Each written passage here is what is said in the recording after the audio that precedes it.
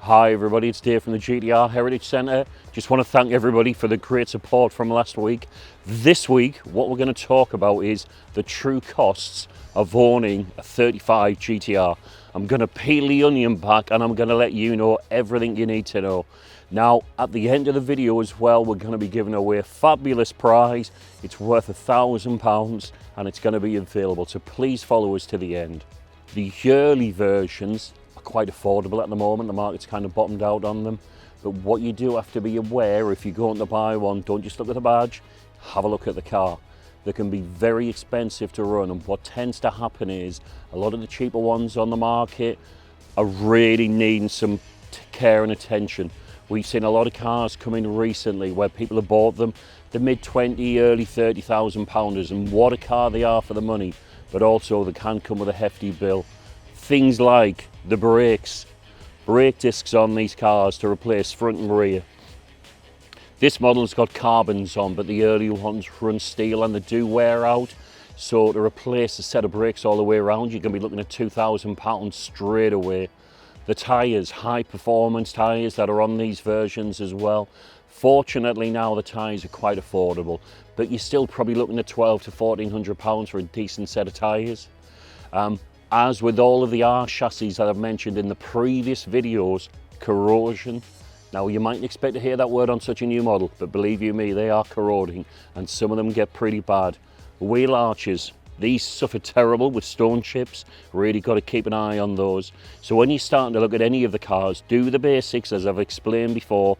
Put your hand along the edge, run your hand along, feel for any kind of fattening on the wheel arch. That'll indicate it's possibly being damaged, being repaired. Rust on the floor. These floors have got carbon under trays on the rear and on the front. They look absolutely fabulous and they do a great job, but they also trap a lot of water. You've really got to kind of get underneath there with a camera. Use your flash, take a photograph of the floor.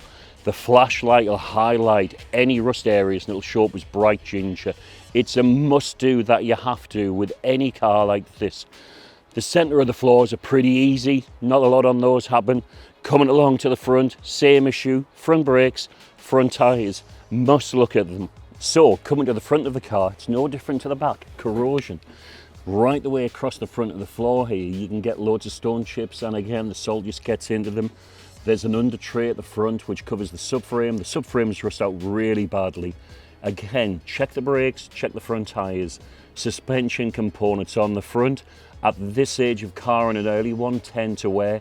You're looking at £1,500 just to sort the suspension out before you start looking at the tyres and the exhausts.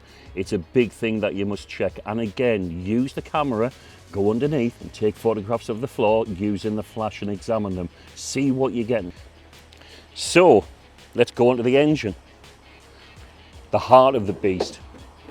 The fortunate thing with these engines is they're almost bulletproof, but as the mileage gets on, the timing chains on the front do need renewing.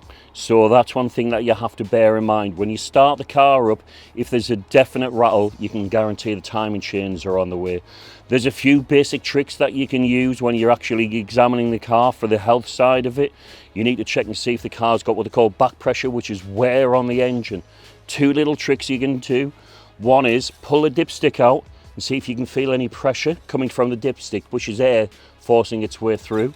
And then the second one, go to the oil filler cap, do the same, get the oil filler cap, take the cap off, and if you hear a change in the note, and you can put your hand over there and you can feel air pressure coming through, that indicates the engine's worn. Walk away. Front of the car, nothing really goes wrong with there. You're going to get a little bit of corrosion on the oil cooler down on that side of it, but that's quite easily replaceable, quite affordable now.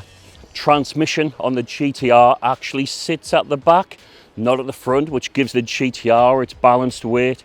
The early versions again do suffer with transmission issues, but it tends to be that they've been fixed now by the previous owners. But again, this is one of those things, is when you get in, you start the car, you drive it. If the gearbox feels sluggish, it doesn't change gear as smoothly or as quickly as what you'd expect an automatic gearbox. walk away from it. Check the service history and see what's been done to this car.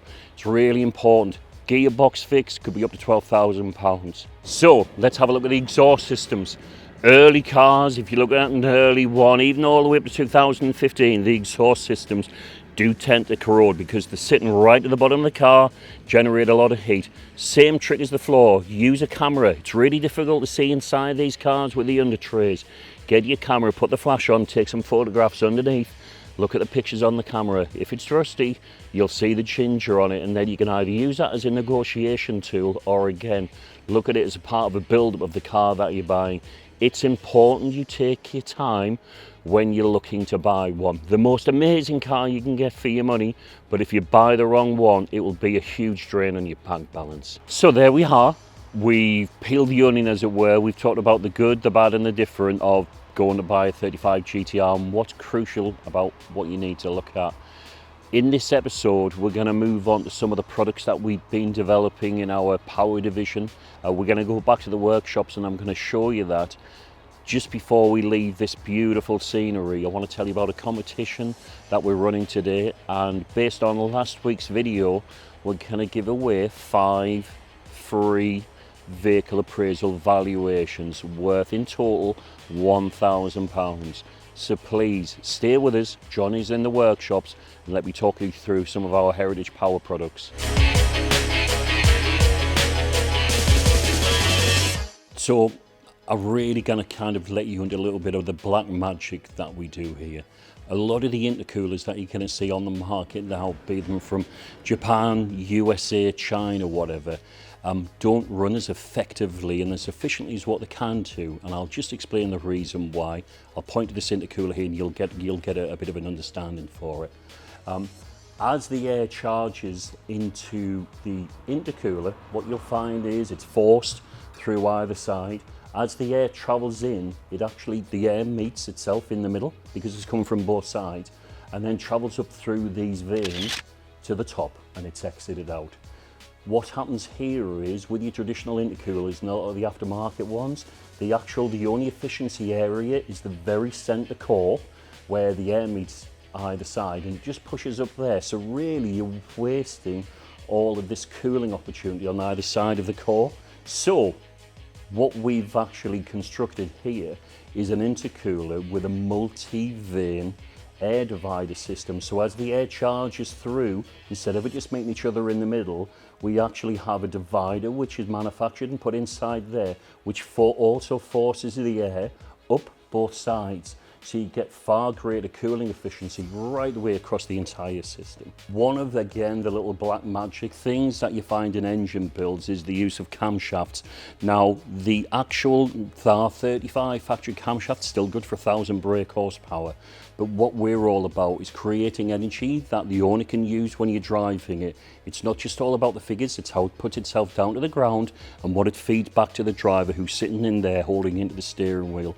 So as part of our development program, we've got this special profile camshaft that we're fitting to our own development car. So the next stage of where we move on to is larger fuel pumps, larger intercooler and reprofile camshafts. So we're going to cover in one of the next episodes how we fit them and then what we do when we go to the dyno to get the very best out of them. So there you have it. Thank you very much for tuning in. Now we're going to move on to the competition. This week we're giving away 5 Heritage Valuation Certificates with a total value of £1,000. How do you enter? It couldn't be simpler. We do the hard work. What I'm going to ask you to do is simply tag in 5 of your friends and then we'll do the rest and we'll announce the winners on the next show. Thank you very much, everybody.